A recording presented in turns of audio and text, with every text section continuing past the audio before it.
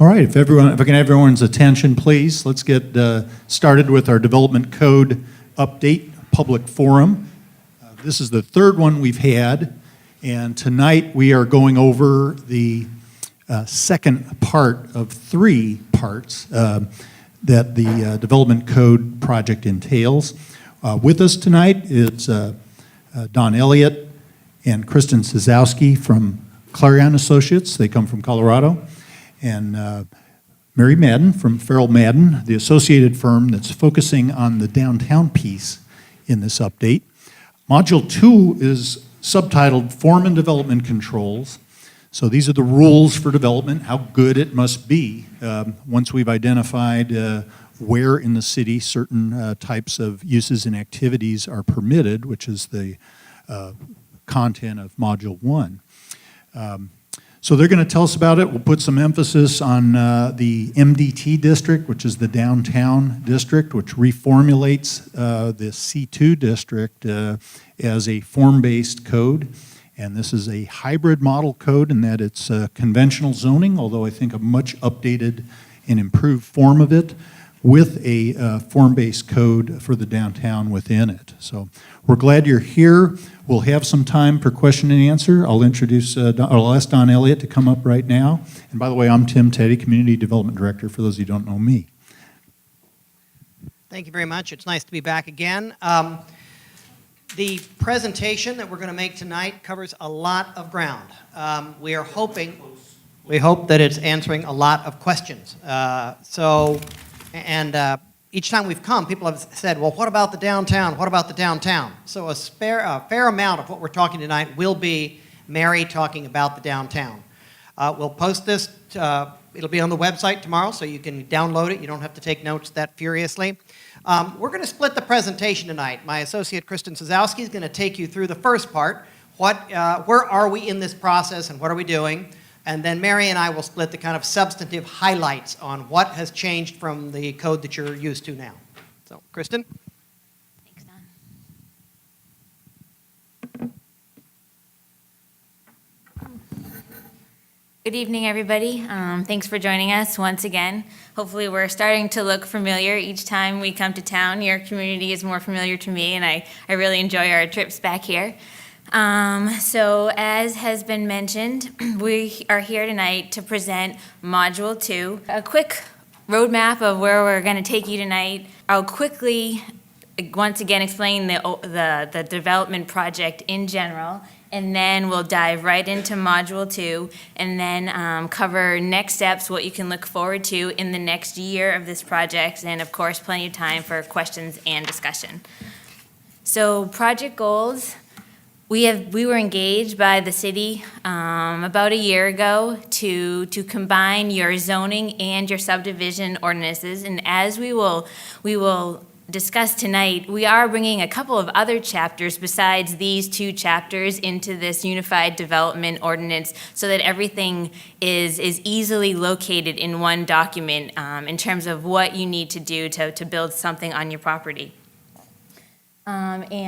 And our main objective in this project, or one of our main objectives, is to implement Columbia Imagined, which you guys have adopted very recently, and then to focus on bringing public involvement to this process, streamlining your procedures and your administration, and making the document a lot more illustrative and user-friendly. So the project timeline, I think our first trip here was last January, and we were about a year into the project, and right now we are in the thick of the drafting. So we started with an assessment of your code, and now we are drafting in 3 modules the entire document. And following this drafting, we will take the document through a testing process and then the adoption process. So this new Unified Development Ordinance, as you know, has 3 drafting stages. The first drafting module covered the uses and the zoning districts. Like Tim and Don have often said, what you can do on your land. And now today we're introducing the form and development controls, and that is how good does what you build have to be? And then following Module 2, we will take you into Module 3, which is the procedures and administration of this process. This integrated document includes chapters 29 zoning, chapter 25 subdivision, chapters 12A land preservation, and chapter 23 signs. And then those four chapters in your municipal code will ultimately be integrated into chapter 29.4, which is the module that we have posted for you to look into. And that has 3 sections. And those new sections, the biggest new section, one of the main attractions for tonight is the MDT, the form-based codes. A lot of material has been relocated to this UDO, and there's also a bunch of new sections which are highlighted here. So our overarching objectives for this module was to introduce new standards, to introduce tables and graphics, and to also address technical criteria that exist in your ordinance to date that may need to be relocated to an administrative manual or another appendix so that it can be rezoned, so that it can be revised separate from the zoning ordinance itself. And so just to quickly, Dawn is going to dive much more into this material, but to quickly cover some new standards, the MDT, the form-based standards for C2, connectivity standards, and land preservation standards. Here is an example of some of the tables and graphics we have introduced to try to streamline the voluminous text and make it more understandable when you are reading through the text. And then there are various areas, mostly because we have incorporated the subdivision ordinance into this new ordinance, where we have carried over a lot of technical criteria that shouldn't be in the zoning code and is better located in a separate document. And so a lot of those standards were in the subdivision ordinance related to grading and street width, and those will be in a separate appendix to the zoning ordinance. So that is a quick overview, and now Dawn is going to walk you more directly through each section of this module. Thank you, Kristen. Actually, I'm going to walk you through the first one and then hand it off to Mary for the really fun stuff. And then I'll come back and finish other stuff. So here we go. The very first, if you looked at Kristen's table of contents, there are 11 sections to this chapter. As she said, number 2 is the chapter on the downtown area, but I'm going to go to number 1 first. The very first thing about form and development standards is for the areas outside downtown. So if you're not in the downtown area, the current code has dimensions. How big can your building be? How tall can it be? How much of the lot can it cover? How far back from the property lines does it need to be? All of those things which we call dimensional standards. What kind of a building? We've talked in the earlier module, what can you do on your property? Now we're talking about what kind of a building can you build? How big can it be? Where does it sit on the lot? Those are called dimensional standards. We have put those into tables, and so they're better organized than they were before. We consolidated all of the ones that were in the existing tables. They're grouped into 3 tables that match the way we set up the zone districts. There are residential districts. There's another table for mixed-use districts, which means you can do housing, and you can also do commercial and non-residential uses, and special districts, which are unique for one purpose or another. It's important to note, this is very complicated work to try to bring it all together and to align it with the new zone districts. So, wherever we made a change to the current code, it's footnoted. I can't walk you through every one of those tonight. I will summarize them for you, but they're in the footnotes. There were not many changes to most. For example, I'm showing you down here that in the table, this is just an example, that in this table at the bottom is a box. In the box, there are footnotes that talk about special cases and highlight changes. Here's another one. I'm just going to highlight a few things. There is a small reduction in the minimum lot size in some of the residential zoning districts. I'm going to highlight, I get to the best. There are gaps in the existing code where certain zone districts did not have a minimum lot size for certain types of development, and we filled those in and footnoted them with the numbers that fit in those areas. In some cases, there are 2 new bonuses that have been added so that you can do buildings of a certain size, but if you orient or include certain features on your property, you can do bigger buildings. They're density or more density on your property. The 2 that we have included are the solar orientation density bonus. If you lay out most of the lots along the east-west axis so they have better solar orientation, reduce energy cost, allow you or the next owner of the property more chances to use solar on your property, then you get a 10% density bonus in that zone district. There's a rural cluster density bonus to encourage people on the edges of Columbia. If they cluster the housing lots, if they keep more than 50% of the subdivision area as open space, then they can plat 10% more lots than they could have otherwise. So these are just 2 bonuses. There could be many more, but we tried to keep it simple. These were the ones that sorted out after staff review, rural cluster and solar density bonuses. Now I'm going to step back. I'll be back to talk about all the other stuff. We're going to change gears. That was basically dimensional standards, trying to highlight some of the major ones. Mary's going to talk about downtown, and then I'll come back and talk about the rest of the standards in the module. Thanks, Don. Good evening, everybody.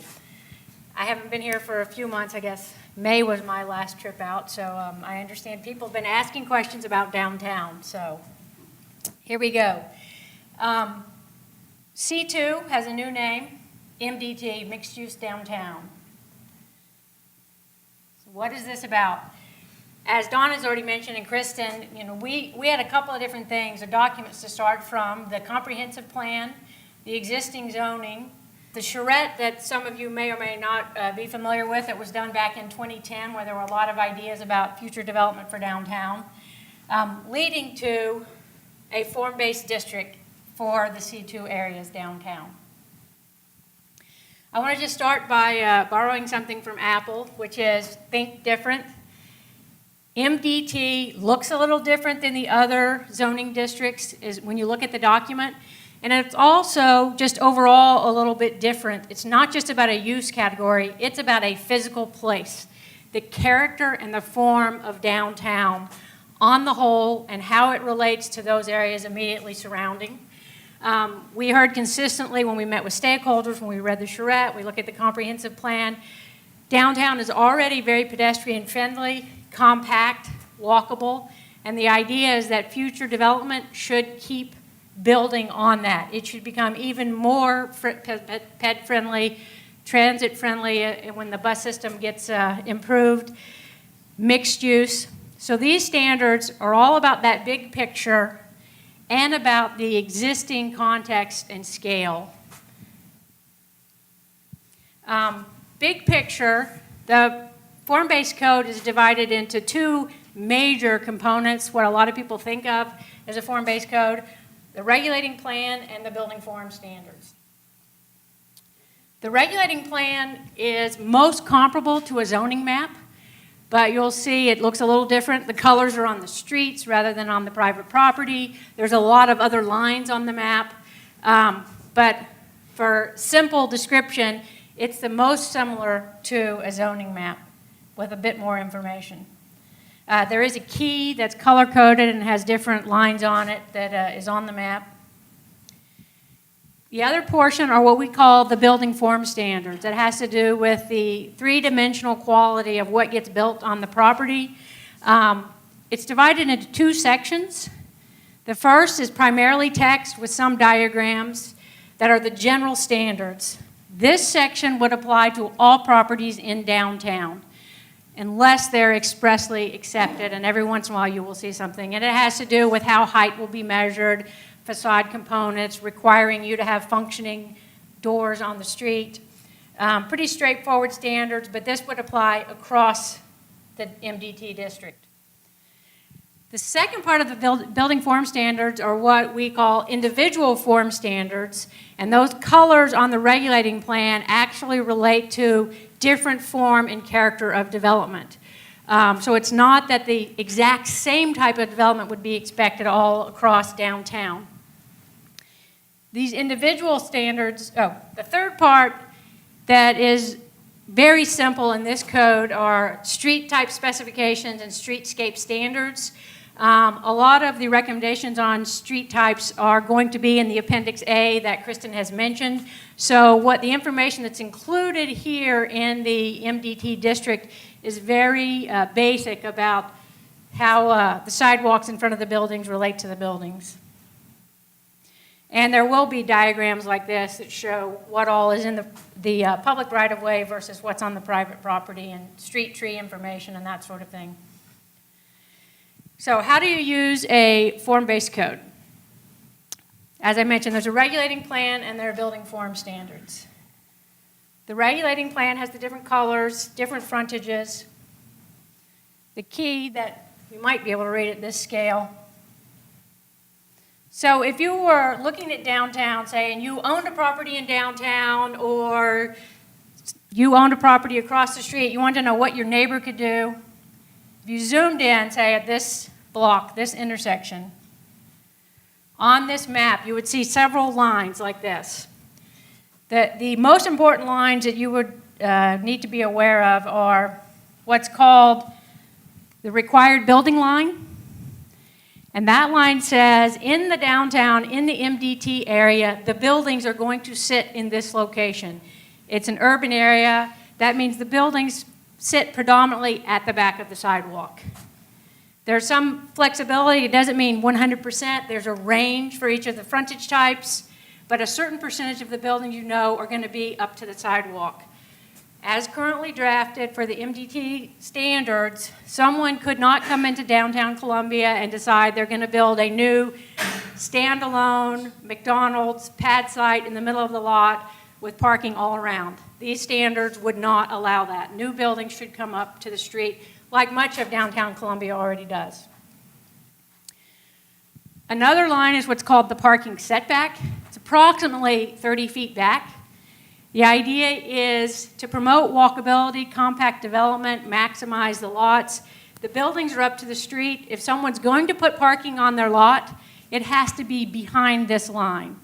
Could still be a surface lot, could be a parking deck, but this would no longer allow people to build surface parking lots directly at the back of the sidewalk. It's been shown time and time again that surface parking lots are one of the things that people fundamentally do not like to walk next to. It actually is a disincentive for a pedestrian district. Then on some lots, but not all lots, there's a line that's called the lot building limit. In this example, it is along the existing alleys. So the idea is that the alleys would be maintained. So if someone builds out their lot, they can only go so far back on the lot. They can't encroach on the alley. It's to make sure the alleys are maintained for fire access, for pedestrian access, for deliveries, etc. It's a really important part for doing a compact downtown. So that lot building limit functions in many respects like a setback or a buffer line. It just shows the edge for buildings. It doesn't mean that you have to build back that far. Then, last but not least, I mentioned the colors on the streets. The colors signify a different frontage type. So in this example, the orange is what's called, if you zoom in here, urban general. So that's a certain character and form of building. Each one of the building form standards is actually set up with a page of photographs and language that is called illustration and intent. This sort of, for people who are more word-oriented, this gives you a character description of what this frontage is like. And then the photos are not regulations, but they're to show you a range of the type of buildings that this frontage would allow. Then after the illustrations and intent, there are a series of actual standards. These are the regulations. There are diagrams and text that describe how tall the buildings can be, citing where the building sits on the lot, how much of the lot can be covered, elements, those are the functional parts of the building. They affect the way the building looks, but they're much more than aesthetics. For example, they require you to put doors and windows on the street. They may talk about whether or not balconies will be allowed, that sort of thing. So it's the information about what happens on the front of the building. And then the uses, although the uses are addressed in the earlier sections of the code, this MDT currently has shorthand references back to those standards, because in some cases, what's allowed on the ground floor may be different than what's allowed above. For the most part, MDT allows everything that was allowed previously in C2, but sometimes it may differentiate what level of the building it can be on.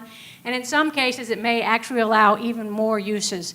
We heard really clearly that people wanted there to be mixed use in downtown, so that has been respected and honored with the new standards. The frontages, the color coding. There are 4 standards that you will see on the map. The orange is called Urban General. It has a subcategory or an upper category called Urban Storefront. Urban General West, which is from Providence Road to the west. What is called townhouse and small apartment, because that's the physical character of the building, but it actually can have business uses, office uses. It's not limited to residential. I'm going to show you illustrations of each one of those. Here you see the page, the illustrations and intent for the orange, which is the Urban General, and the red, which is called Urban Shopfront. And you should be able to see on the map, when you look online, you can definitely see most of current downtown C2 is included in Urban General. This is a multi-story building that is allowed to be mixed use, but not required. The red Urban Storefront has an additional specification. It's primarily along Broadway and 9th. And the requirement for this Urban Storefront is that the ground floor must be configured as a shop front. It doesn't mean necessarily that it has to have a store in it, because there's only so much retail that a downtown the size of Columbia can support. But it's the idea that it would be built like a traditional shop front with a working door with big plate glass windows at the street level. But upstairs could be offices, it could be apartments, it could be condominiums, could be a hotel, maximum flexibility. Urban General West is a little bit curious, a challenge. The area, you may or may not have known, west of Providence is also zoned C2. In our working here in the community and talking with people, generally people recognize that it's really different from downtown, even though it currently has the same zoning. So we crafted a standard that we've called Urban General West that would allow compact development, would allow you to bring buildings up to the street and start creating a more pedestrian-friendly district, trying to create a connection to those neighborhoods to the west. So at some point in the future, someone might want to walk from the neighborhoods back to downtown, or so that if you do intensify, you would have a chance for improving transit. This area could have high-rise buildings, et cetera. But the build to line has a lower standard. People are not required to bring everything up to the street. The heights are a little bit lower. So there's still a lot of flexibility, could still have development similar to what is there now, but it would allow and encourage people to intensify and create a more pedestrian-oriented district. But the expectation is that would happen over the long term, probably not in the immediate future. The next category is blue on the map. As I said, we've called it townhouse small apartment. It is a smaller scale. It does not allow as much lot coverage, and the buildings actually would have to be broken up into smaller increments. You could have rows of townhouses together, you could have small apartments, they could be small office buildings, but they cannot be large footprint buildings. They're going to have space between them. And as you can see on the map, this is a step down. These areas are transitioning into the surrounding areas around downtown. So the idea is the intensity would be in the core, the heart of downtown, and then gradually go down as you get out. So I'm going to just run through a couple of questions that we know people are going to ask, and then at the end of the whole presentation, we will definitely be available to answer more questions. One of the questions we've already heard in some meetings today, and I know we will hear more about, is, so how tall can the buildings be? I'm sure most of you know that currently in C2, existing zoning, there is unlimited height. Our proposal, based on, we started with one of the interim ordinance ideas. I don't know if you can see this. In the heart, the middle, you may be able to see a light blue hatching. And that core area, buildings would be allowed to go up to 10 stories. In the orange, in that orange and red, 10 stories. As you then move outside of that core area, the height limit would be 6 stories, which is a pretty standard height. The blue, as I mentioned, would be down to 4 stories as you started getting more towards the neighborhood areas. There's some information when you read through the code on why we're recommending this height. There's a couple of things that we've learned working around the country, and I'm sure folks who work in the development community here know. There's always a temptation when you have unlimited height or 30 or 40-story height limits for people to hold out and wait to redevelopment with the expectation they're going to get the big developer, the big proposal to come in and build a really tall building. What a lot of communities have found is if you build one building that's really tall, it frequently will absorb your entire market, whether office or residential, for 10 or 15 years into the future. That most healthy downtowns benefit more from having several developments of medium height buildings. That gives you more energy in downtown, a variety of development. So that's one of the bases of our recommendation for that height limit. Another thing, as you read through this code, you may see something referenced called a street wall. And I know when staff originally read through this, there was concern that this was going to be building some kind of fortress in downtown.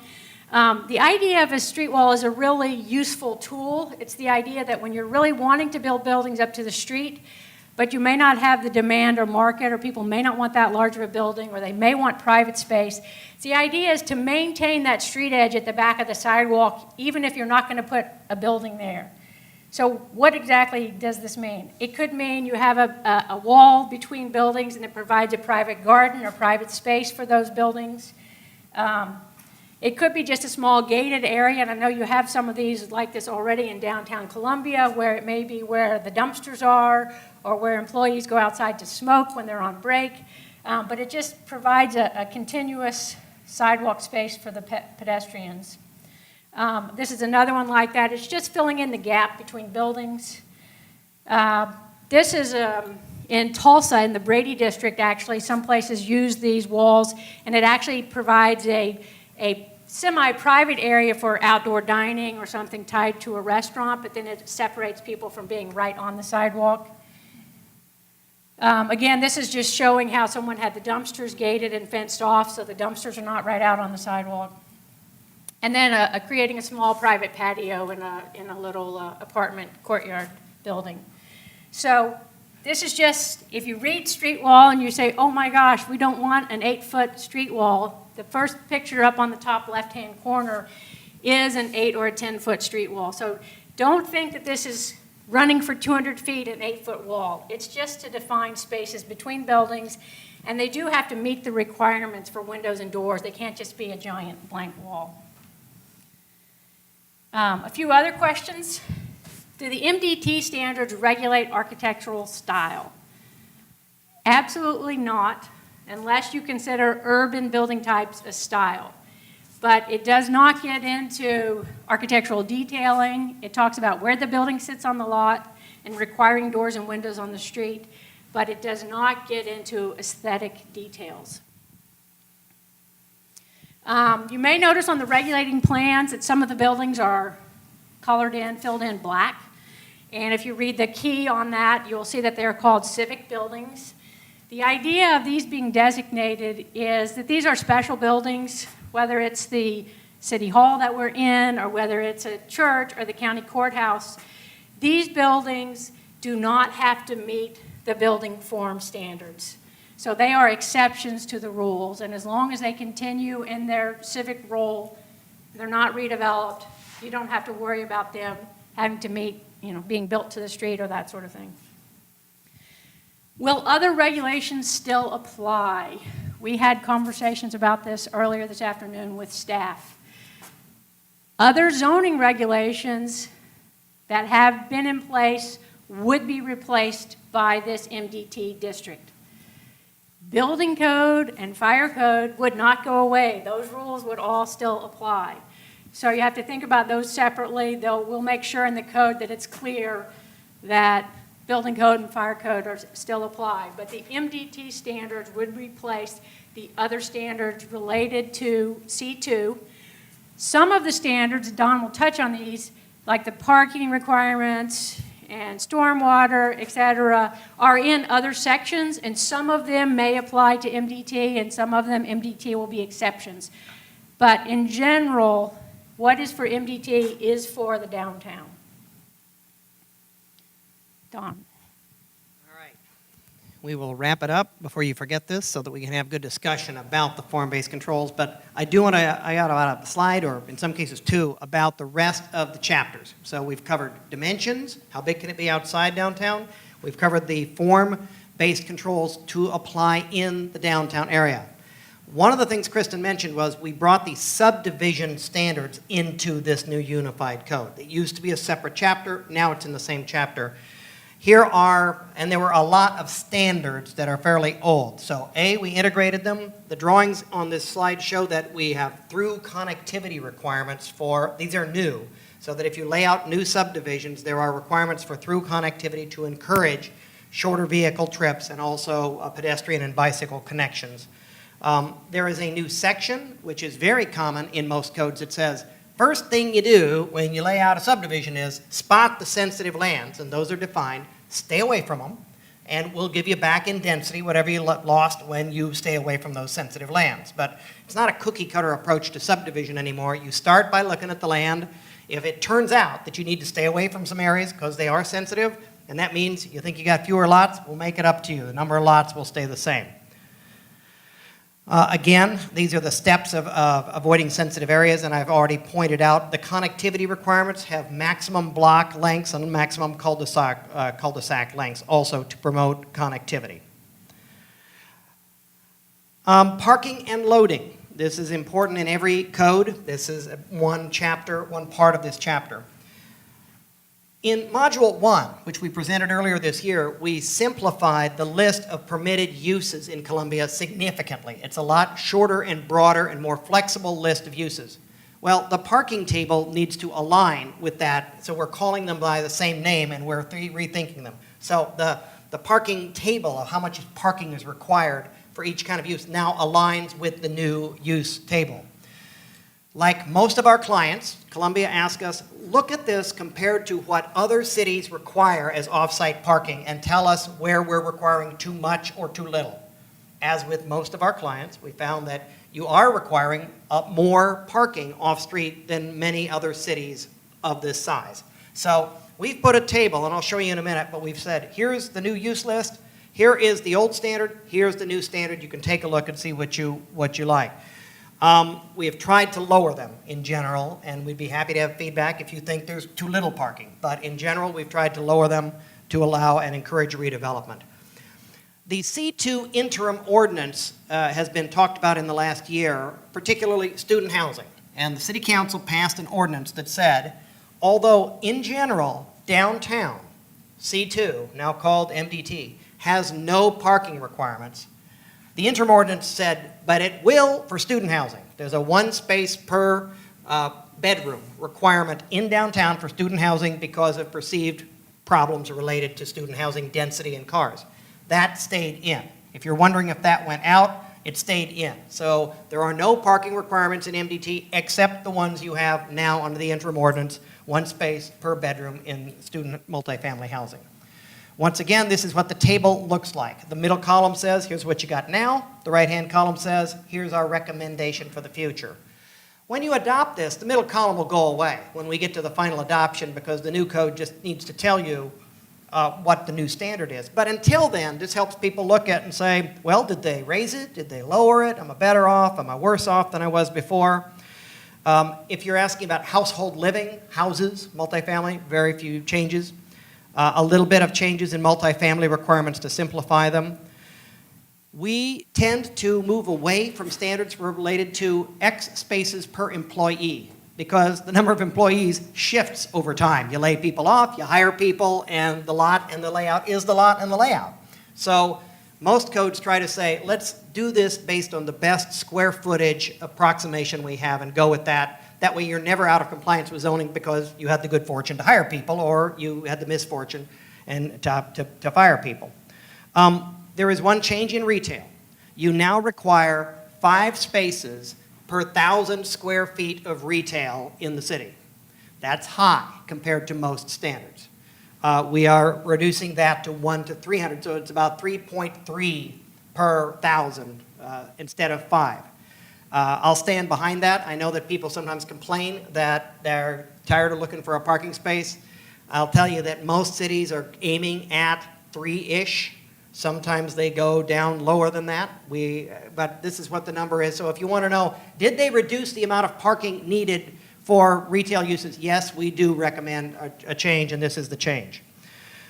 Your current accessory dwelling unit ordinance, which was only passed this last year, said there's a certain number of spaces required for an accessory dwelling unit based on how many bedrooms it has. Well, the thing is limited to several hundred square feet. They're not going to be more than 1 bedroom in almost any of them. We are recommending that just go to a 1 space per accessory dwelling unit. This is a simplification of what the City Council passed.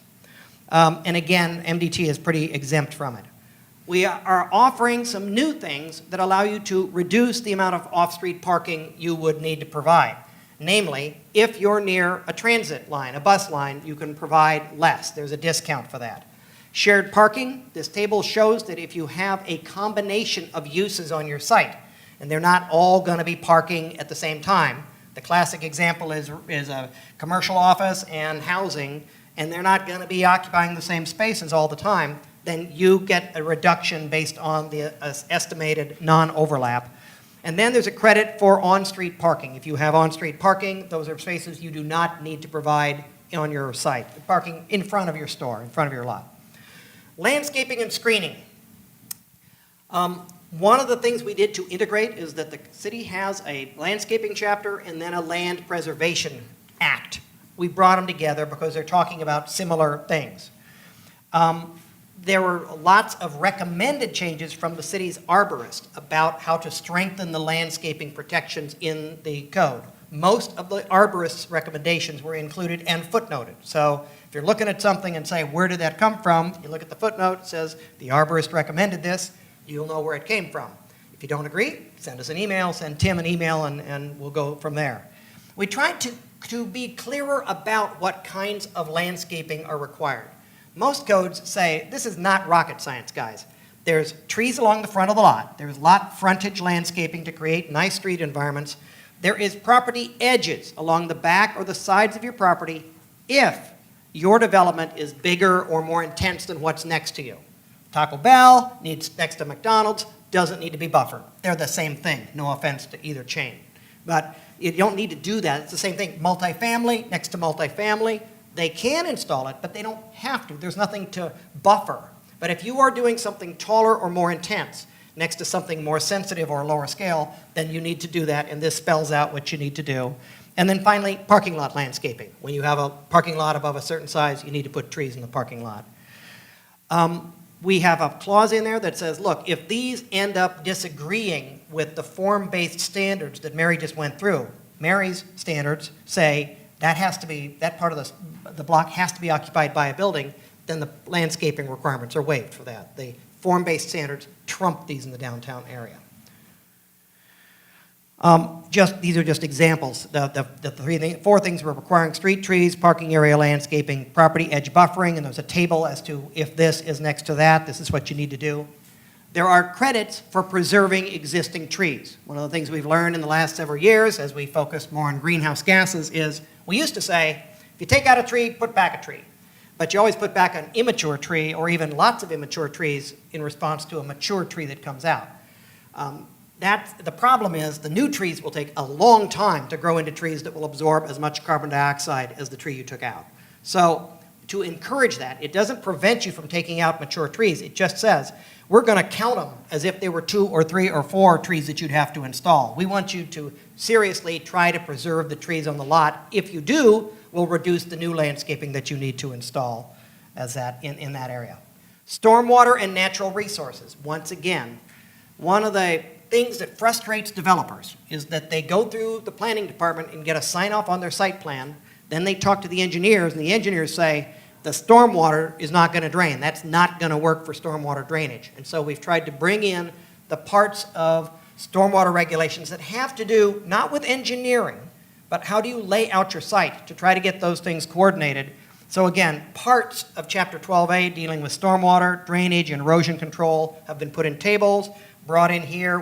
We're not intending to change them. We wanted to just bring them in, consolidate the definitions, and try to have this open space, storm drainage, landscaping take place in a holistic way as lots are developed. It's a really complicated thing to do, but it is something that most large cities are trying to do, because if you do it right, you save a lot of money on infrastructure, you make the Environmental Protection Agency happy because you're handling stormwater at a lower cost and you have less runoff. Key objectives on exterior lighting. You have a very detailed exterior lighting control system in Columbia. We didn't change it with the following exceptions. It is, I understand it took a long time to work out. It was carried over with these changes. You don't have any standards in the current code for energy efficiency of lighting fixtures. Most new codes do. You can go to the store as a construction supply company and buy lights for your parking lot or for your outdoor area. Some of those are highly energy efficient, some of them are not. As a way of encouraging energy conservation, most new codes say, here are the benchmarks for, they need to be this efficient. You can check it on the box with the supplier, but there's an energy efficiency. There was missing stuff about using full cutoff fixtures to prevent light glare onto adjoining properties. We've clarified that. Full cutoff fixtures are required. And then there's restrictions on nighttime use, and the definitions were integrated. Design standards. I want to be clear. Mary's stuff applies in the downtown area. MDT standards on how you do your buildings apply in the downtown area. But we were asked, and Columbia Imagined talks about the appearance of other areas in the city. So this chapter is pretty short, it's only a couple pages long, but it talks about the design of other buildings outside the downtown area, commercial buildings primarily. And what it says is there need to be entries on the street, transparency, certain amount of windows, a certain amount of breaking up the wall plane so it's not just a long blank wall. It addresses you can alter the roof shape or amend the roof shape to have variety, and then canopies and awnings. I expect we'll get some feedback on this from people who think it's too weak, that they had expected more effort to improve the look of new buildings, commercial buildings, and I expect we'll get people saying these are going too far. But it's important to realize the downtown has its own zoning system, and commercial areas outside downtown have a very basic set of building design standards. Neighborhood protection standards is a new chapter.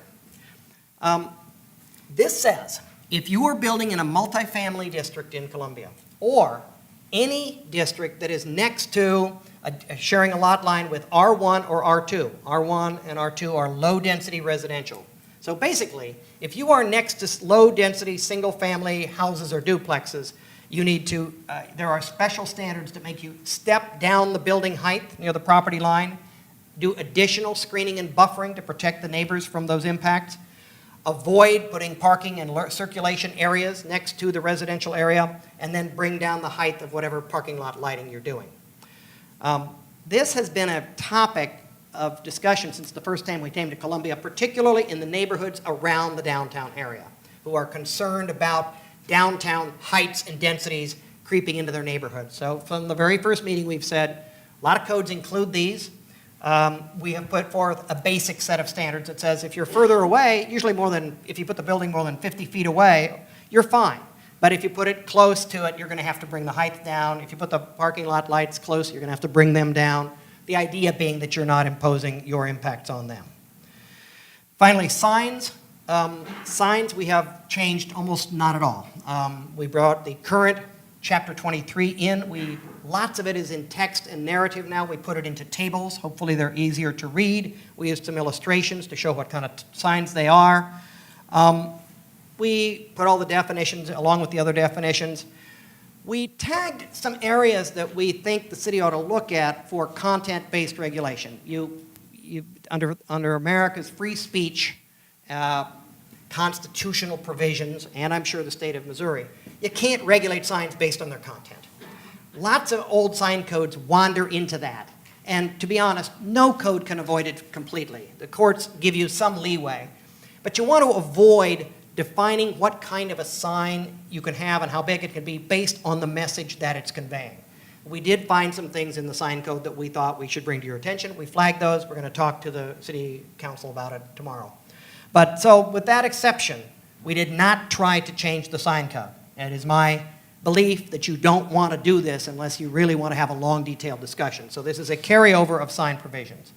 Finally, last thing I'm going to say. There's a new chapter on operation and maintenance. The idea is you had some in the current code. Do I need to maintain my landscaping? Yes, you do. Parking areas have to be kept in good repair. Signs have to be kept in good repair. Stormwater management facilities have to continue operating. Instead of having them scattered around, a lot of new codes put them in one place. After you talk about the physical parameters of development, then you say, now there are maintenance requirements to maintain those things in good, and then operating standards are simply the standard things: noise, glare, odors, smoke, vibration, the nuisance type controls that most codes have. They are collected in one chapter at the end of this section that basically says, we've talked about how you build it. Now we're going to talk about obligations to maintain it in good repair and to avoid nuisances on your neighbors as you operate it. These have to do with operation of what's on the property. So I will say again, there are obviously far too many changes for us to highlight each one of them, but they are footnoted. We have tried to be very thorough in the footnotes. I beg you that even though it's long, to read either the whole chapter or whichever parts concern you and your property, because there are a lot of judgment calls as to what really would implement Columbia Imagined, what really would balance the comments we've already gotten about people wanting to do what they want with their property and the neighbors being very concerned about the impact on them. There's a whole lot of compromises in the changes that have been made, and we need to know whether we got it right. And so I urge you strongly to read as much of it as you can. I realize only people like me like reading zoning codes, but this has some pictures. You can enjoy the pictures if you like those too. Send any comments to Tim Teddy. He'll pass them on to us.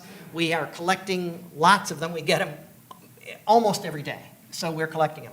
I want to remind people, we are not going to issue a revised version of this. The budget won't allow for it.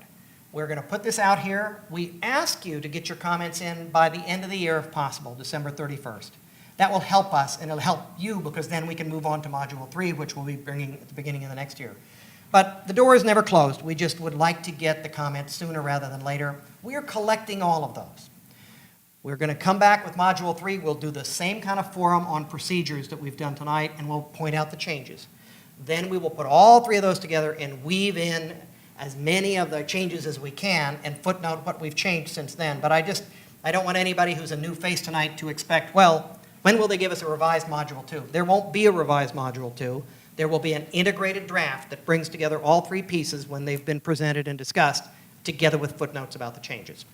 And I think with that, I realize it's a long presentation. There was a lot to cover, and I thank you for your patience. And we'll take questions.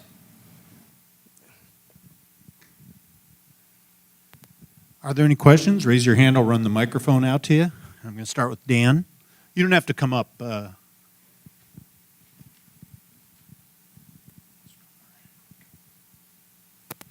Thank you. I'm not sure which of you this should be directed to, but I'm curious as to whether or not the comments that you've received will be made public at all. We can put together a digest of all the comments received to date. If folks feel that would be helpful. As Don Elliott said, they're holding them. You'll notice that Module 2 online is actually Module 1 and 2. there have been some changes to Module 1, but they're changes that they flagged that they were going to make when that first came out. An example would be the tables of dimensional standards. They've populated that now with some proposed changes to dimensional standards, but I got a comment this week, there don't seem to be any other changes to Module 1. What happened? Well, the comments will all be considered, as Don Elliott mentioned, when they put the integrated draft together. There'll be appropriate footnotes explaining when a change was made, and in some cases perhaps where there might have been conflicting comments or things that just couldn't be done. So, but we could put together kind of a digest of that for you and post that. Does that sound reasonable? Okay. Don, could you put back up the slide that said 29-4-9, the one that had to do with neighborhoods and the buffer and the transition? There it is. Okay. So the concept is great, but here's my concern. I live in a neighborhood that even though I'm in a single-family house and I'm surrounded by single-family houses and my house footprint is tiny, I'm less than 1,000 square feet in a 1.5-story house, I'm R3. So that won't protect me. And so yet I have invested in a home, and homeowners stabilize a neighborhood, particularly neighborhoods immediately adjacent to downtown. So what do you recommend for North Central? I know you've been there. I know you know about the unfortunate circumstances that have really challenged some of our homeowners already, and we've lost some really long-term stable people who've decided they can't take it anymore. So rather than increase that problem, how do we protect the single-family homeowners, the long-term residents of North Central? Can you tweak that to make it work for us?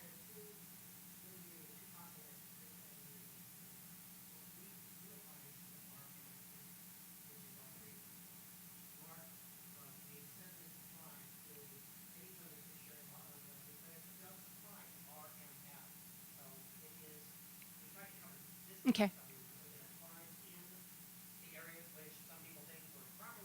R3, and other people think we're improperly zoned R3. Will you code test that specifically when you get to it? Because you know how important that is to us. And given that we've already had the negative impacts of a bad decision-making process in the past. Like this one tested. Test that one, please, to make sure that it really does work for single I understand. family homeowners. Okay. Thank you. Anyone else who had their hand up? Miss? I think this would maybe be directed at Mary. I'm curious about the requirement to, or the way of encouraging the storefront. I forget which section this is in, but there was in the certain streets, the encouragement of the windows and the functional doors to create a storefront appearance and, you know, theoretically like a storefront function behind it. But I'm wondering, is there any way to require that the building be built to allow, if it's a mercantile or business use, occupancy and have the appropriate fire separations with whatever other uses would be in that building? My concern would be that you could have, you know, an all residential building that would have maybe some big windows and functional doors on the front, but it's just to like the mail room right behind it, and it would never really function as a storefront. It would look like a storefront, but it would not be able to function as one until there would be like expensive upgrades to make it architecturally work with building code. I may be able to answer part of that and not all of it, but take a look at the way we have laid it out now. The idea is that it would need to be an active use, so that you would not be able to put residential units, and we've tried to provide some parameters of what sort of uses could be in that front space. There could be residential units in the back. The questions about meeting the fire code, as I was mentioning, I mean, it's related but separate. We have worked in communities where the community said they were ready to actually require retail uses. And in many places, they have found that to be really hard to enforce, especially when you have market fluctuations and when you have a lot of potential retail space in downtown. We could possibly, you know, tweak exactly the way we define those uses in some places. Other things like retail, restaurants, travel agents, insurance agents. I guess travel agents almost don't exist anymore, but there could be a wider range, what is often maybe called, there's retail sales and retail service. The idea being that you would want things there that would have active foot traffic of people coming in and out during the day. That's sort of a tweaking level to the standards, but in most places, it's really hard, especially if you have as much downtown street frontage as Columbia does, to really actively say that we want retail in all of these spaces, just because that's an inordinate amount of retail space. But I hear what you're saying, and I think our ideal is to strike the right balance, so. Who's next? In the back, and I'll go up there. Did you mention parking in terms of a student housing development, how it would differ in your plan than what exists now? In the downtown area, we did not change what exists now. And outside downtown area, it's just defined as multifamily. We can get the... I'm going to break in. I did hear Don Elliott say one space per bedroom. I think what he actually put in was a quarter space per bedroom. Quarter space per bedroom, I'm sorry. And I'm that's sorry. Quarter what space per the bedroom. Yep. C2 standard is right now. And it's for all residential, all new residential. That's all right. It seems like we have a slight problem with parking with housing. Are you going to address that at all in terms of a requirement for more parking? What kind of housing? Multifamily housing? Apartments, yes. Apartments? Well, let me get the code open and look at it. Would you want to have more parking required for all multifamily housing? It just seems like that there's a parking problem and people who live in the surrounding neighborhoods notice an overflow. And this has been one of the problems that's existed. It doesn't seem like it was being addressed. When the first was one parking space per bedroom. You are happy. And I want to make sure I was doing right. Okay. I'm going to take that as a comment that we should look at the changes we've recommended in the parking table, and if we have lowered the multifamily ratio, you would disagree and suggest it be raised. I don't know if I disagree, but we have a parking. Okay, all right, thanks. Mr. Waters and then Mr. Clark.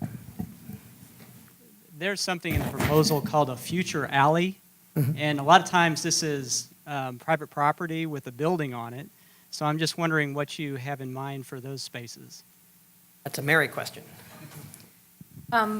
The general idea for all of the MDT, for all of the new ordinance, is these things would only come into play at the point in time when someone chooses to redevelop the property, first of all.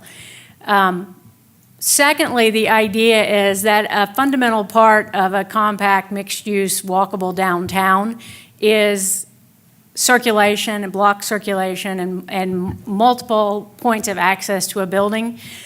Historically, downtown Columbia was chock full of alleys, and it still has a lot of alleys. So the idea is where a block was completely being redeveloped, trying to reinsert alleys would be the ideal. They would provide better fire access. They would provide better loading, et cetera. Plus, they provide just greater connectivity throughout downtown. Tim can correct me if I'm wrong, but the idea is definitely this would come into play if blocks were being redeveloped. I don't think there's any idea of going in and condemning properties at this point in time. So, Would a redevelopment that resulted from a fire or some other catastrophe qualify under your vision? typically, I don't know, we haven't discussed that. Typically, when, usually in the administration Module 3 section, there are specific provisions for acts of God or whatever terminology you use in Missouri. So I would expect that we would follow along those lines, but I don't know, we haven't. The usual provision, it's a great question. The usual provision would be, no, if the building's damaged, you can rebuild it the way it is. However, everybody has a number. If it's more than 75% damaged in terms of its assessed value or in terms of its floor area, then you have to comply with the new code. You'd have to rebuild it. So that's the standard approach. Your question suggests that maybe you're worried about having to put, no, I'm trying to get the thrust of your answer. You don't want to have to put in an alley if you redevelop a building that currently is over an existing alley area, correct? Okay. Let me clarify one thing, because this is something we knew would be discussed. I want to clarify I hear your comment, which is you're worried about the requirement altogether. Even if it were to stay in, I'll go out on a limb here. It's really tricky to require people to dedicate alleys without proving that they need them. And so at this point, I think we should consider that if it stayed in and you decided to redevelop the block and you said, wow, I have to put in an alley, all right, you'll have to put in an alley, but you don't have to dedicate it to the city because it may not be actually necessary to serve your property. And even cities can't require the dedication of land that is not related to the impacts of the development. So, but I hear your concern is broader. Either way, you don't support it. I got it. I think John Clark was next. And then I'll go back. Well, and I had several things. I must admit, this may just be a comment. I like the thrust about the walkable downtown, all this kind of stuff. But in fact, we have all kinds of groups that are the parking garage groups. All the focus is on the parking garage. As far as I can tell, and you've talked to everybody, we have not formally adopted a policy that says long-term downtown, the long-term goal is to be much more walkable, much more this. A lot of your stuff is kind of aimed at that, but do I gather you didn't just, because I think we have not made the decisions. And have you detected we've actually made the decision? You have a lot of incentives for some things, but I'm worried about that. Do you think it would be useful for the city to actually more formally adopt that as a long-term goal? Well, I'll let Mary answer for herself, but first I'm going to head her off and give you my answer. Now, when we read Columbia Imagined and its vision for downtown, and we hold that in our left hand, and in the right hand that the city had the charrette in 2010, which was very based on form-based approaches to walkable downtown, we put those two together and say, we think you have given us that direction, and that's why we drafted it the way we did. So I think a number of things that happen in zoning, you can debate them in the abstract till the cows come home, and you'll never reach a conceptual balancing. It's better to put a draft on the table and say, is this too strict? Is this too lenient? Is this what you wanted? And so I would hesitate to provoke a policy discussion over something where I think so far the guidance we've gotten has been very consistent. Yeah, this is what we want. Show us your draft and we'll tell you whether you got it right or not. So.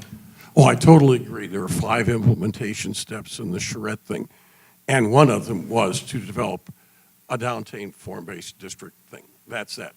But another one of their recommendations was to develop a downtown long-range transportation plan. They saw those different. Second, on neighborhood protections, what I see in most of these things, and I'm really glad because lots of people raise them, but it's mainly about the scaling. And to a large, it can be within, but it's mainly about the scaling kind of next to and so forth. Have I got that right? Yeah, you have. Yes. So I guess one of my questions within, and I may not be terribly clear about this, but in some discussions it was, so for properties within my neighborhood, the North Central neighborhood, how big a change would have to take place on my house on North 9th Street before something would trigger the new rules to apply? What's the threshold for that? If you were to redevelop your property? Or somebody wanted to buy my property, the house next door, and the next one, what would trigger? Well, generally it applies when property is redeveloped. Okay.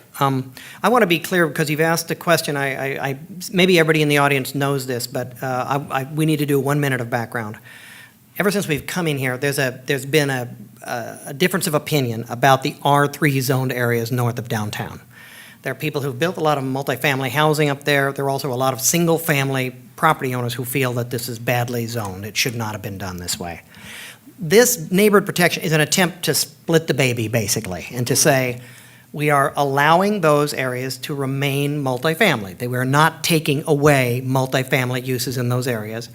We are saying, let's leave them in there, but let's acknowledge what's next to you. So if you bought 4 lots, and you want to put up multifamily, that's fine. If either end of those is near a single-family home, you're going to have to taper it down. And so it doesn't say you can't do it. You kept the multifamily, you lost the scale if you're next to single-family duplexes. So that's the background of the whole thing.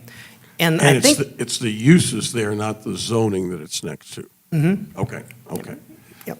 In multifamily, it applies in all the R3, and it applies in other districts when they're next to R1 and R2.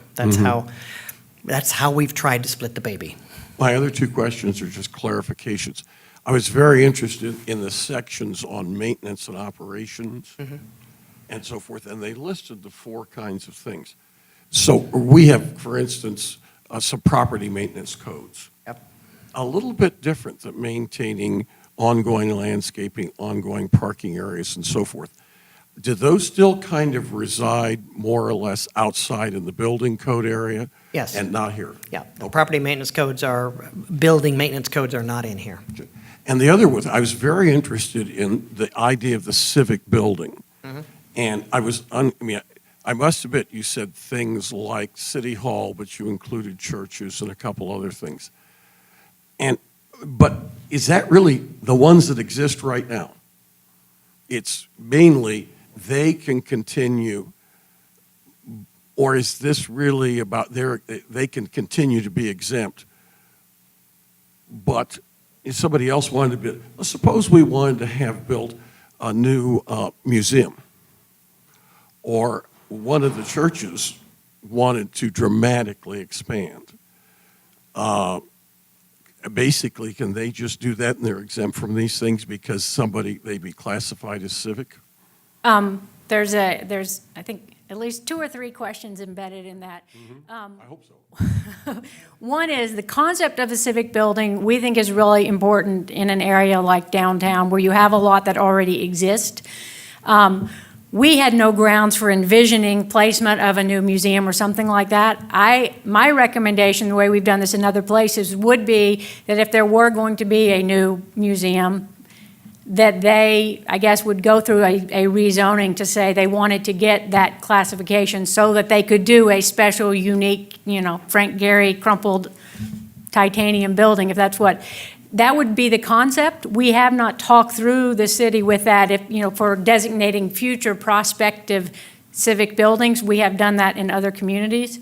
As the current intent, and this is, you all are looking at the draft right now, is if you notice the churches that are designated, et cetera, it is typically not the entire church property. The idea is that part of the religious structure that I would call the sanctuary is the part that is the formal civic building. The idea would be if a church was building a new education building or a new gym or family life center or whatever they were going to call it, those type of buildings should still follow. They should meet the form standards. But if it's the actual religious church structure, with the steeple or whatever brutalist structure, that special building would be the one that would be exempt from the standards. That is the concept behind the civic use designation. And I must admit, not having read, so to get into that civic use designation, somebody would have to apply for it to be exempt. That would be my recommendation. We haven't had that level of discussion yet. I would think that would be a good process. True or false, Module 3 will get into procedures for That's changing right. the map, so. That's right. Including the form base, so. Yep. I had a hand up here. Pat, you had? Okay. Yield to Adam. A question about the downtown form-based code, and is there a pathway for other commercial districts in town if they were interested in redeveloping and taking out big parking lots and infilling with a block design? What would be the pathway for a developer, or say like in something maybe more in the rural parts and they wanted higher density downtown feel? Is there a pathway for making other parts of the city adopt similar setback, very specifics that you've outlined in the downtown area? Not a simple one. I think there are 2 questions there. Could the MDT type of, could you extend MDT and put it somewhere else? No, it's designed for downtown. It really is specific to that. Could you do something similar and apply it in another place in downtown? Yes, it would involve adopting regulations tailored to that particular area that are similar to the ones in MDT, but they're not generic. They would have to be crafted for that real, and a regulating plan. And that would have to be an amendment to the text of the zoning ordinance. Oh. Yeah, sorry. I have one here and then a related one. Okay, all right. Thanks. Related to Adam's question, what about the C2, soon-to-be MDT, parcels that are isolated throughout Central City, that are not part of what we consider downtown, yet are C2? Is that just an overall zoning problem which is outside of this, or do you have a solution? Tim, do you want to address that, or do you want to? Well, yeah, I think the question is, we have these scattered parcels. There's not many of them, but there's several acres actually that are completely outside the downtown contiguous C2 district. So what do we do about it?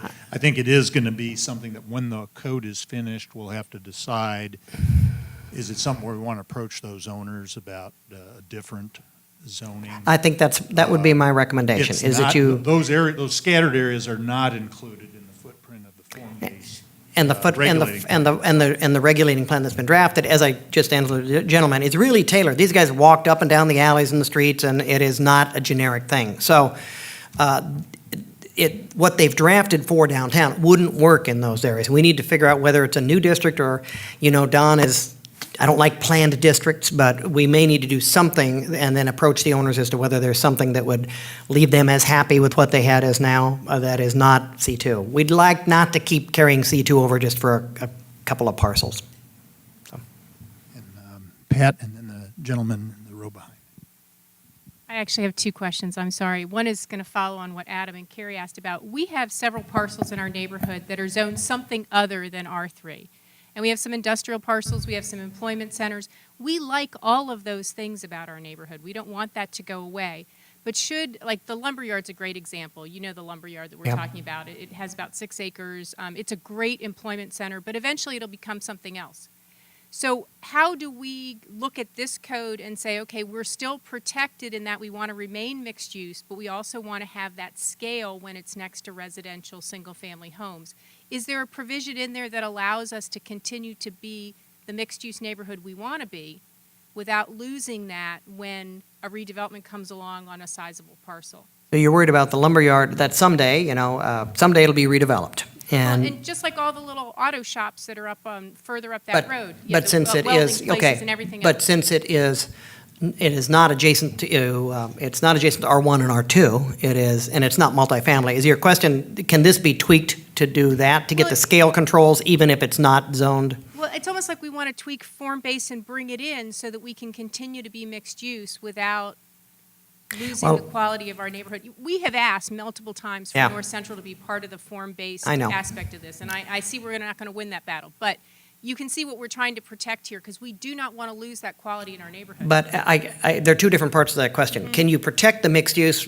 Probably not. I mean, when the lumberyard goes out, the lumberyard goes out. But can you protect yourself against inappropriate scale when that happens? Yes, and I guess there are 2 or 3 places in our draft, this is one of them, where we've actually included form controls, things that talk about how the buildings sit on their property. One is a variation of the current C1 and C3. We've renamed them. They're now Ms. But in both of those cases, there is a standard one that people would be carried over to, and then one that has more pedestrian, walkable, or transit-friendly alternative. Those are form controls, although we don't call them a form-based district. This is form controls, because it's stepping down the forms. I would like to look at the design standards, these, and those alternatives in the other mixed-use zones, and see if we can find some tools that would do that. I don't want people to feel like they lost it because they weren't involved in the form-based district. There was a decision made a while ago as to where we needed to focus that. But again, I and a couple of folks wrote a book on this last year for APA. There's a lot of variation, a lot of ways to get form controls into zoning besides just a form-based district. So let me try to think about that. I think I understand the intent that you're trying to look for.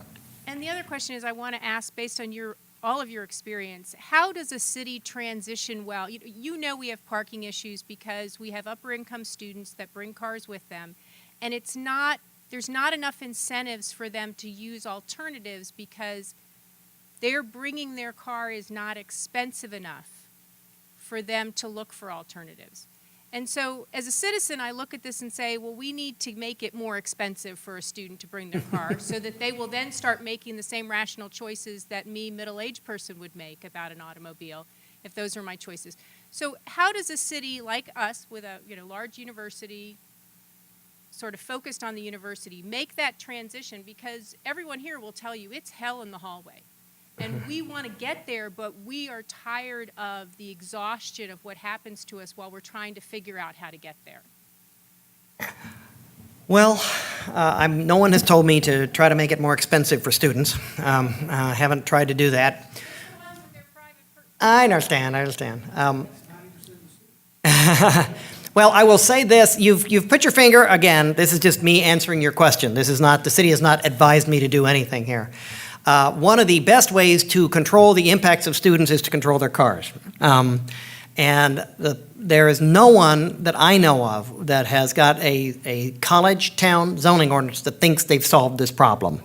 But one of the ways you do it is by, first of all, protecting the neighborhoods from the on-street parking and the overflow parking, and that usually requires a parking management district, and then serious limits on the amount of on-site parking that you allow. So you say, I don't know where you're going to park your car, but it's not going to be in the neighborhood, and it's not going to be in the building here, and so think hard about whether you actually want to live here with your car. You may need to go somewhere else. Now, that's just me talking, but I'm telling you that controlling students' behavior is impossible. Controlling how hard it is for them to find a convenient parking space is what zoning does all the time. And so that's my general answer to your question. So. Hi, I just want to say I saw your the things that you put in about sustainability with new developments, and I think that's really good. And as a general comment, I'd like to see a lot more of that. But specifically, I'd like to address stormwater. We have a really big stormwater problem here in Columbia, both in the central city where we have aging infrastructure that can't handle stormwater, and also as our population is expected to double in the next 30 years and we're expanding into more sensitive areas. Particularly, we have lots of like karst, sinkholes, and losing streams that we're expanding into. We recently there was a big controversial development near one of our state parks that has losing streams, and they thought it was too close to a very sensitive area. One of the compromises that they came up with in order to allow that was to mandate a minimum amount of impervious space throughout the subdivision. I'd like to see something like that codified in terms of new development, some kind of a minimum standard for impervious space. I'd also like to see in retail developments like shopping centers or basically anything that has a large parking lot to, say over 20 spaces or 50 spaces or whatever, to mandate that a certain percentage of that is pervious pavement, whether it's a hospital or a Walmart or whatever. I think that's going to be really important. Thank you.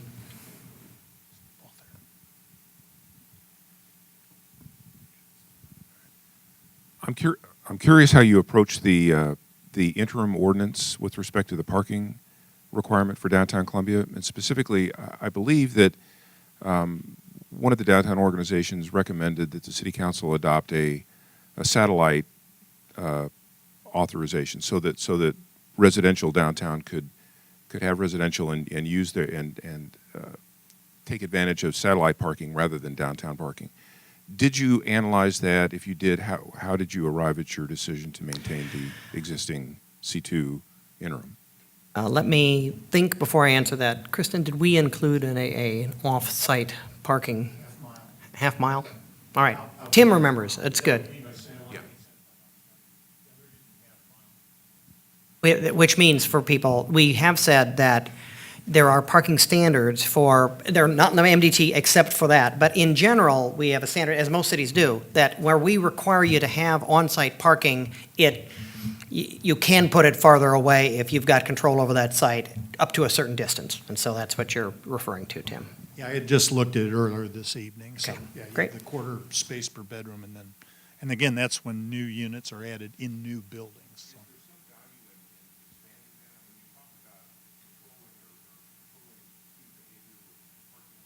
Yeah. To expand it to a longer distance than half mile? Well, I will be honest. I have, many codes include the fact that it's wrong to assume that everybody has to park exactly where they want to be. People will walk between where they can park and and the question is, how far will they walk? Half mile is a pretty big distance for that. We've gone pretty liberal on this. I think I have run into some other cities where they have allowed longer, but they say if you're going to do that, you're going to have to do a shuttle service or something else to run them back and forth. And I'd be happy to, we have drafted in here kind of an alternative compliance approach where we're trying to think if you've got another way of handling your parking, you can bring it forward. I would rather handle it in kind of a flexible way, saying if you can't live with a half mile or you want to do longer than that, you can bring it forward, but you might expect the city to say things like, well, they need to run a shuttle service or something like that. So, Anyone else?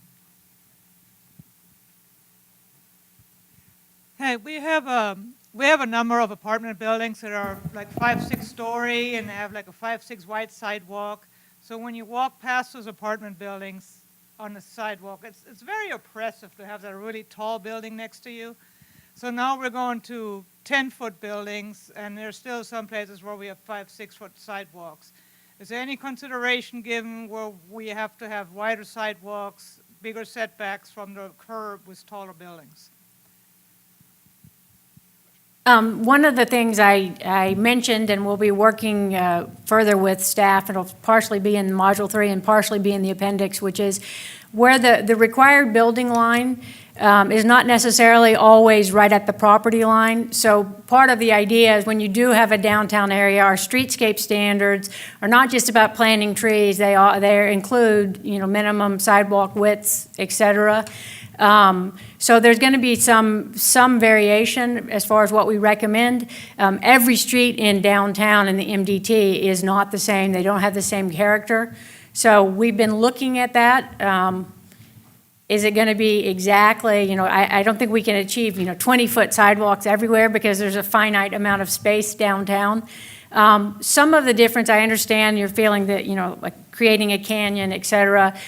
Some of that has to do also with breaking down the scale of the actual buildings, which is one of the things that the form standard should also assist with. So it's not just a giant box sitting at the back of the sidewalk. But we are working, and we believe we will have good recommendations. So it's not just sitting at a curb and a 5-foot sidewalk and then 10 stories straight up. But I will encourage you to look at the specifics, and we will be double-checking those as we continue through the process. I think in answer to that, the CID is currently working on voluntary design guidelines that really do address that question about the scale and the step backs and what type of buildings are appropriate for what streets, and that they've been working with you very closely. So that might address it in a different manner. Anyone else with a question? Hand up. Mr. Waters. There are some examples, on the fringes of the area, in particular, where the frontage might be urban general, and you turn the corner, and it's townhouses.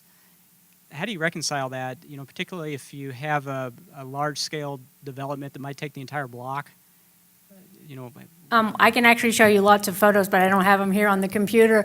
It's actually a way to do part of what she was asking, which is transitioning and buildings step down, and on the back side of a block you might have 3-story townhouses, and inside you might have circulation or parking, and then taller buildings on the other side. It helps deal with that transitioning, and it typically has to do very specifically with your building design. We have the basic standards, and then it's an individual site design, building design question. But there are a lot of examples. I guess I should have probably included some photos of that for tonight.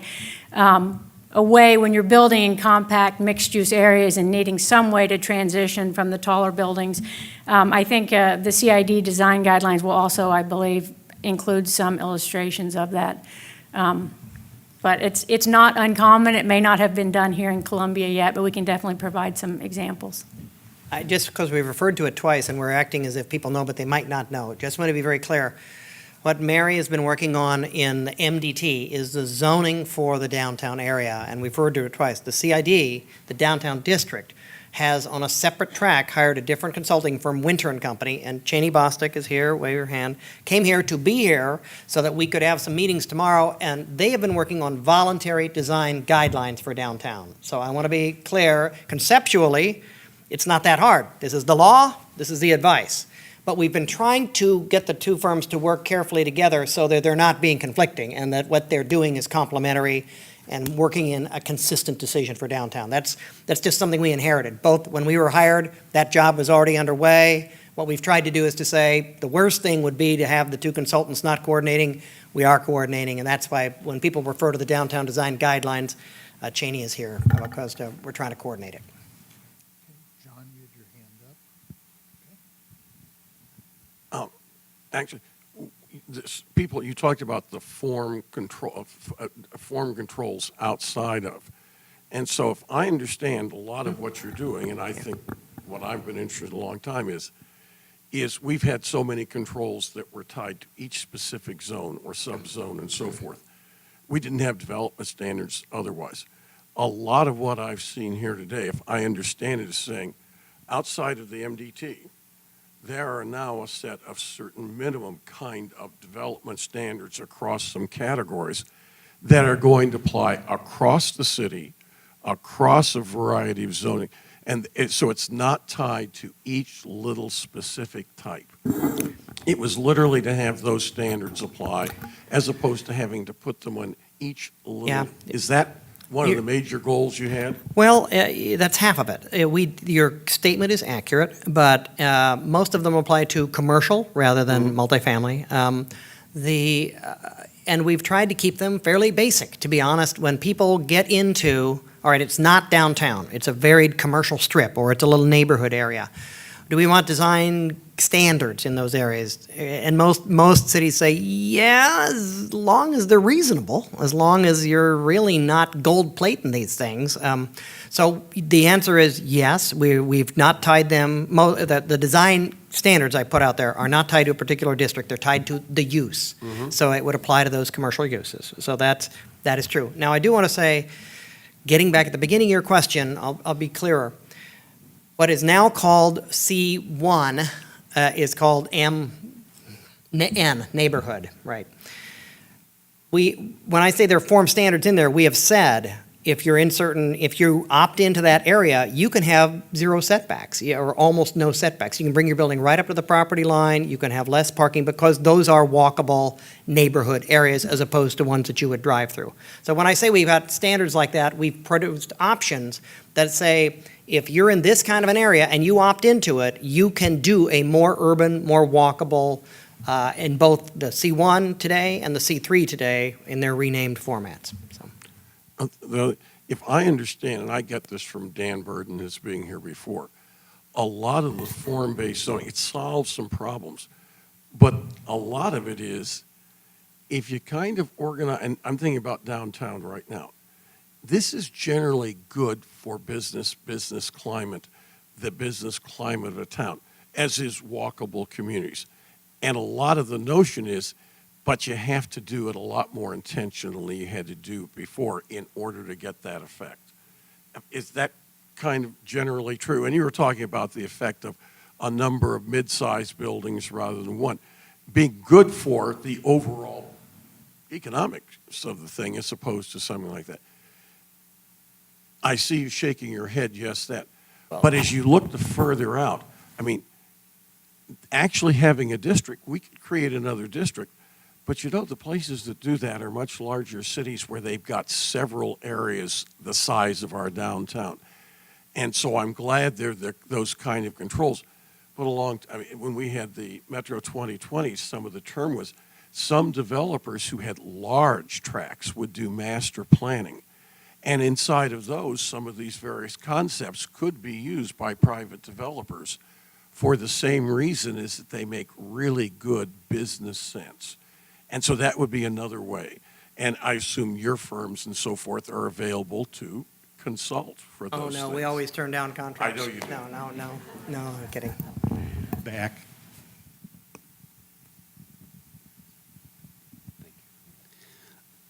Looking at the slide about stormwater and natural resources and the discussions about heights and their impacts made me think about, the things that are in current events, the different uses of fuel and such. And I'm thinking about natural resources of insulation, of solar gain. The city has solar collectors on its buildings. There are private businesses that put them on.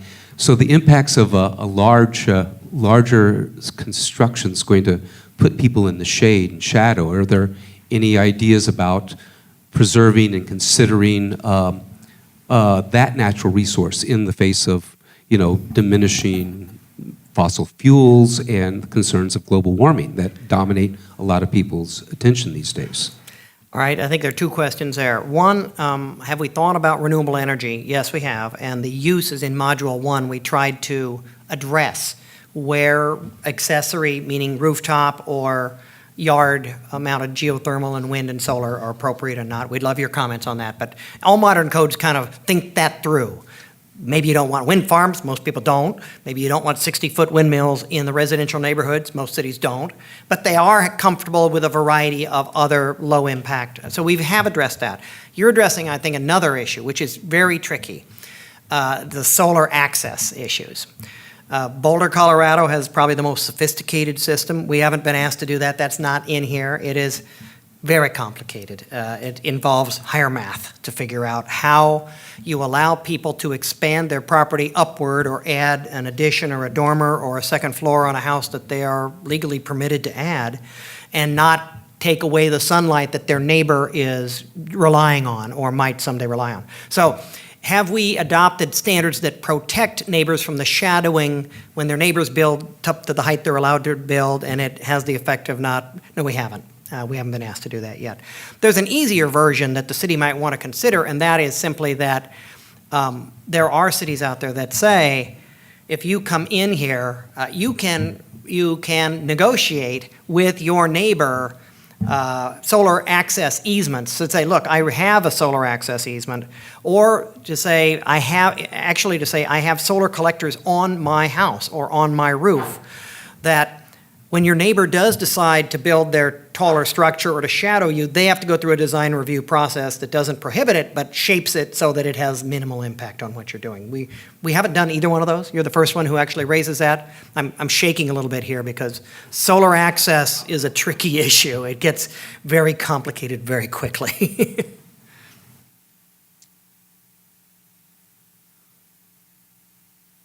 Anyone else?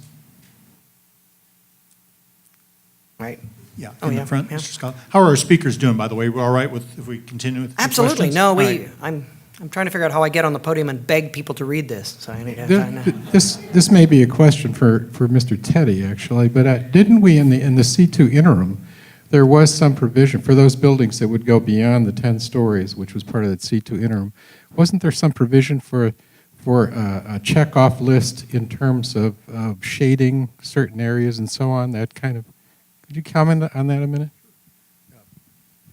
We had drafted in the interim C2 a procedure by which council could consider buildings taller than the 10 stories or 120 feet was the way it was expressed. And one of the criteria looked at would be impact to light to adjacent properties. And I think we used an example in providing an explanation to the Planning and Zoning Commission.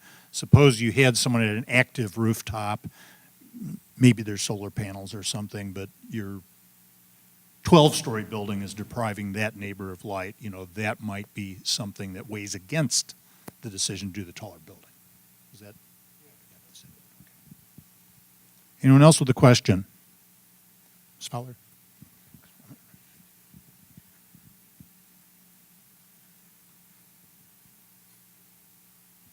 that extra procedure for over 10 stories in our current modified C2, that goes away under the new downtown form-based zoning, correct? When you put a limit of 10 and then you have areas where it's 6, we're taking away the extra procedure?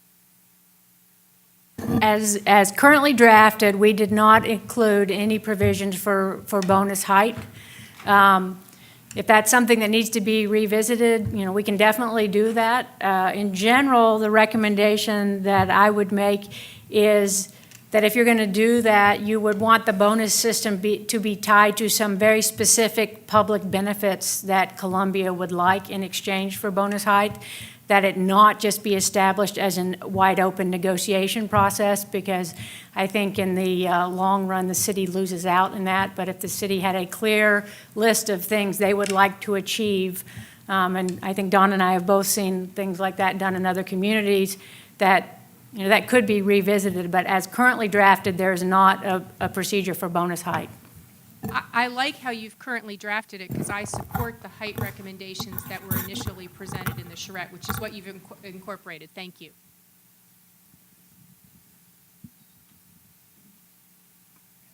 I see people walking out, so before, I don't know if we want to wind it up, Tim, but I will not miss the opportunity to say, please read it. Read at least the parts that you think are interesting, and send comments in, because we just have to hear from you. When we hear a lot of comments, we don't worry. When we don't hear anything, we worry, because that means nobody's reading it. So I urge you to read it. Thank you. No, and if you have insomnia, it's a good thing to, no. And the document is available, gocolumbiamo.com/community development. The main page for our department is where we have not only the Module 2 draft, but all the archived documents that came before. Something that may be of interest to you is there's a detailed outline that shows you the full outline structure. That's a pretty concise document. That's sort of the roadmap for where this is going, not only with Module 2, but the still to come Module 3. I'll have the consultant team hang on for a few minutes.